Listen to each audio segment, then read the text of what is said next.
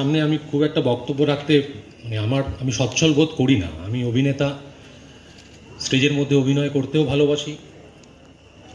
স্টেজের মধ্যে আলো জ্বলে উঠলে আমরাও থমকে যাই, ঠিক সেরকম আমি আজকে থমকে আছি। তবু আমাকে দু একটা কথা বলতে বলা হয়েছে এবং আমিও ইচ্ছেতেই বলতে এসছি আর কি। সবাইকে আমার প্রণাম জানাই। প্রথমত আমি অনেক ছোট, জুনিয়র। আমার ধৃষ্টতা মাফ করবেন। প্রথমত আমি দু একটা কথা শুধু তুলে দিতে চাই।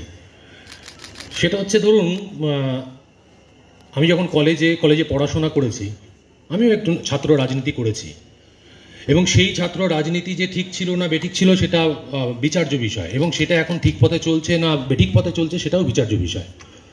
প্রথমত হচ্ছে, আমি আওয়াজ তুললে সেটা সরকারের বিপক্ষে তুলি বা সরকারের পক্ষে তুলি, আমাকে কেন রাজনৈতিক মঞ্চ নিতে হবে? এটা আমার প্রথম প্রশ্ন।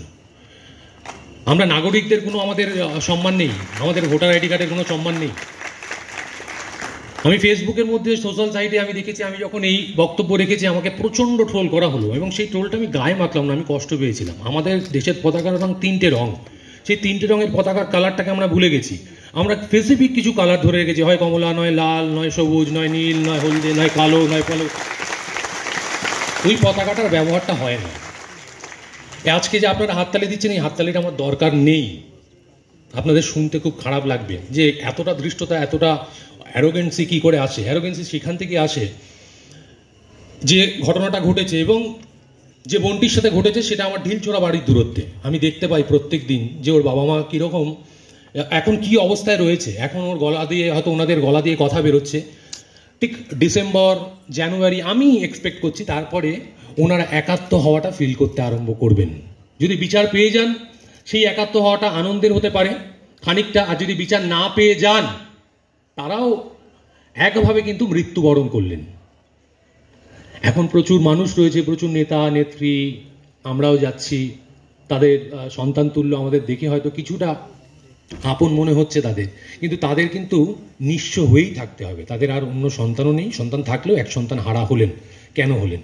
প্রথম প্রশ্ন, বিচার চাই, উই ওয়ান্ট জাস্টিস, একদম ঠিক আছে। আমার প্রথম প্রশ্ন হচ্ছে এই ঘটনাটা কেন ঘটলো, এটা সরকার জবাব দেবেন না? সিআইবির কাছে কেসটা চলে গেছে, আমি হাত ধুয়ে নিচ্ছি, আমি জিজ্ঞেস করবো না এই ঘটনাটা কেন ঘটলো? এই ঘটনাটা কি কাম্য? সারা পশ্চিমবাংলার মধ্যে, শুধু আরজিকর নয়, কোনো ঘরে, কোনো কোনো কোনো সুস্থ জায়গায় এই ঘটনাটা কি সম্ভব? আমরা কি রেনেসাঁস আমলে চলে যাচ্ছি? পুলিশ রয়েছে, সিসিটিভি ক্যামেরা রয়েছে, সিভিক ভলেন্টিয়ার রয়েছে, প্রচুর স্বেচ্ছাসেবী সংস্থান রয়েছে, বড় বড় ঠাকুর রয়েছে, আলো জ্বলছে, প্রচুর নেতা রয়েছে। তার মাঝখানে আরজিকরের মতো একটা অঞ্চল, যেখানে সেন্ট্রাল ক্যালকাটাই বলা যেতে পারে, সেইখানে তাদের সেমিনার রুমে এইরকম একটা ঘটনা ঘটলো। তাহলে প্রত্যন্ত বনগার একটা ঘরে এই ঘটনা প্রতিদিন ঘটছে না, কে এই সিউরিটি দিতে পারে? প্রত্যেক দিন ঘটছে, তারা লজ্জায় বলতে পারছে না। আমি তো আপনি গ্যারান্টি দিতে পারি, তারা লজ্জায় বলতে পারে না।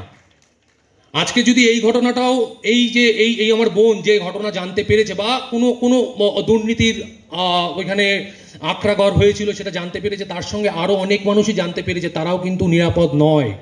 তাদের বাঁচানোর জন্য প্রত্যেক দিন আওয়াজ তুলো। আমাকে জিজ্ঞেস করছিলে যে আমাদের কি করণীয়। প্রত্যেক দিন আওয়াজ তুলতে হবে। প্রথমত বিচার পাওয়ার পরও আমাদের কিন্তু প্রত্যেকের দায়িত্ব প্রত্যেককে নিতে হবে। আমরা বিচার নিয়ে নেবো, কেড়ে নেবো বিচার।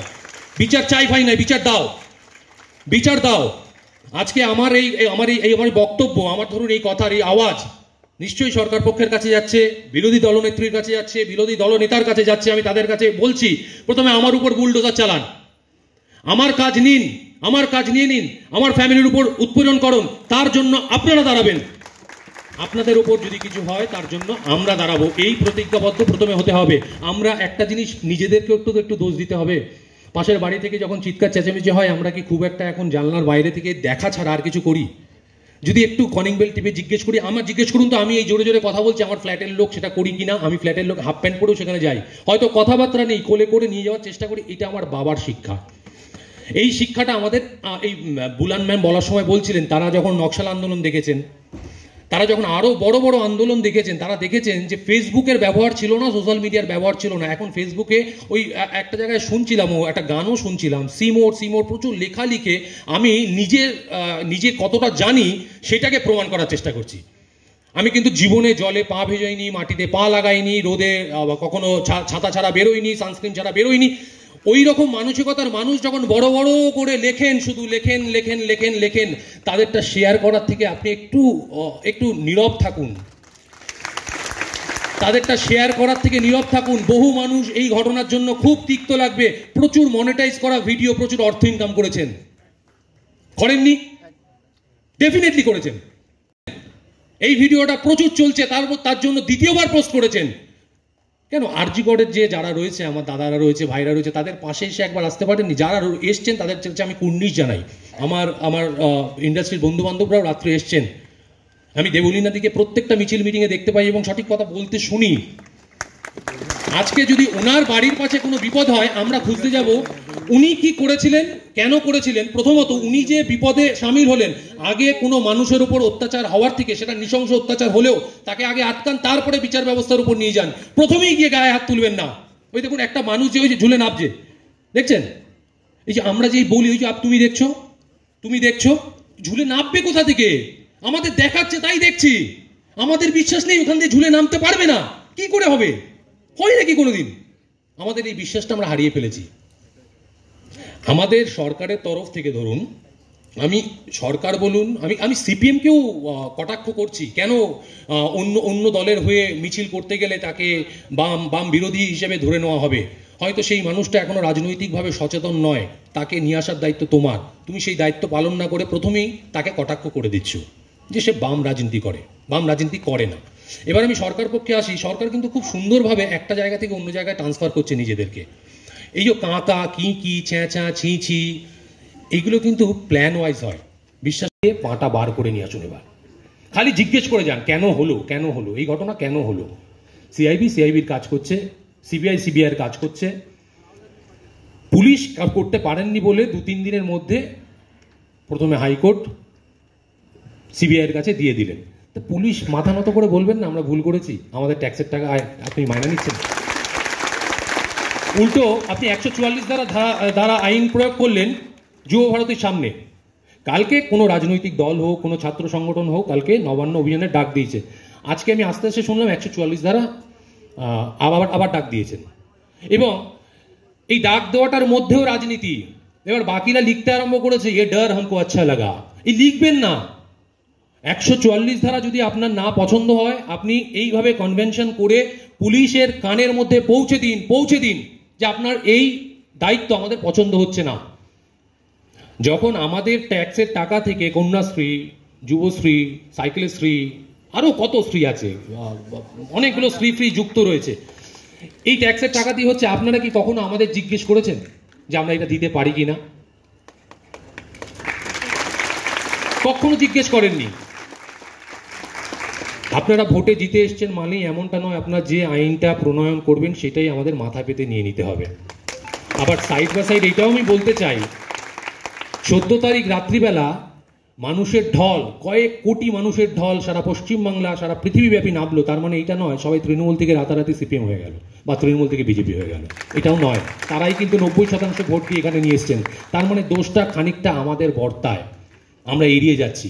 আমরা ভয়ের পরিবেশ দেখেও ভয় পেয়েই চুপ করে থাকছি বা ভয় পেয়েই ভোটটা দিয়ে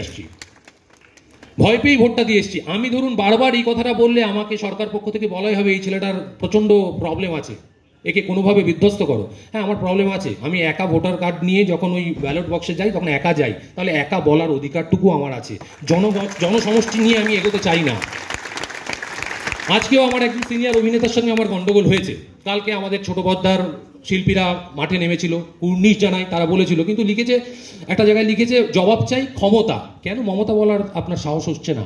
আপনারই তো মুখ্যমন্ত্রী, আপনি তাকে নির্বাচন করেছেন, বলুন। এবং উনি তো প্রত্যেক দিন বলছেন, প্রত্যেকটা সময় বলছেন আমি আন্দোলনকে কুর্নিশ জানাই। আন্দোলন তো ছাত্ররা করবে, মানুষ করবে। উনি তো আন্দোলন করে উঠেছেন, উনি তো কুর্নিশ জানাবেন। সেখানে উনি ভয় পাচ্ছেন কি ভয় পাচ্ছেন না সেটা নিয়ে আপনার মাথা ব্যথা করার প্রয়োজন নেই। প্রয়োজন হচ্ছে আন্দোলনটা চালিয়ে যাওয়ার। যেটা ম্যামরা বলেছেন, আমাদের ধৈর্যশীল থাকতে হবে। বড় বড় আওয়াজ দিয়ে আমি আজকে এখানে চলে যেতে চাই না। আপনাদের যে কোনো দরকারে, যে কোনো মুহূর্তে কিঞ্জলের কাছে আমার নাম্বার রয়েছে, আপনারাও রেখে দিন। আমাকে অন্তত সামনে পাবেন, যে কোনো দায়িত্বে, যে কোনো সময়, সেটা ন্যায়ের পক্ষে হলে ডেফিনেটলি আমাকে সামনে পাবেন। আমি আর আমার বক্তব্য দীর্ঘায়িত করছি না, অনেক গুণীজন রয়েছেন, তাদের বক্তব্য শুনবো। এবং আরেকটা জিনিস যদি বলতে পারি, শুধু আমাদের কলকাতা এলাকার মধ্যে এই আন্দোলনটাকে যদি সীমাবদ্ধ না করে রেখে আমরা যদি একটু জেলাতেও যেতে পারি, জেলার হসপিটালগুলো, যে হসপিটালগুলো দীর্ঘদিন ধরে ওষুধ হয়তো পৌঁছয়নি, আমরাই যাব, এই দলই যাবে। সেখানে ধরুন 4টে লোক রয়েছে, আমরা আশাহত হয়ে আসবো না, ওইখানে ধরে নিতে হবে কান অবধি পৌঁছচ্ছে, তারা হয়তো ভয় বেরোতে পারছে না। এখানে যেমন মানুষ ভয় ছেড়ে বেরিয়ে এসছেন, ওখানে হয়তো ভয় বেরোতে পারছে না, কিন্তু আমাদের পৌঁছতে হবে জেলায় জেলায়, তাদের বুঝিয়ে আসতে হবে। আর একটা প্রশ্ন আমি রেখে যাই সরকার পক্ষের কাছে, আপনার বাড়িতেও তো একটা ছোট্ট মেয়ে রয়েছে, আপনার ওই মেয়েটির সঙ্গে মানে একদমই না ঘটুক, যদি ঘটতো আপনি তো আকাশ পাতাল এক করে দিতেন কিনা? তাহলে আজকে যখন এই সোদপুরের মেয়েটির সঙ্গে হচ্ছে, আপনি আকাশ পাতাল এক করছেন না কেন? আপনি একটু প্রশ্ন করবেন নিজেকে আয়নার সামনে দাঁড়িয়ে।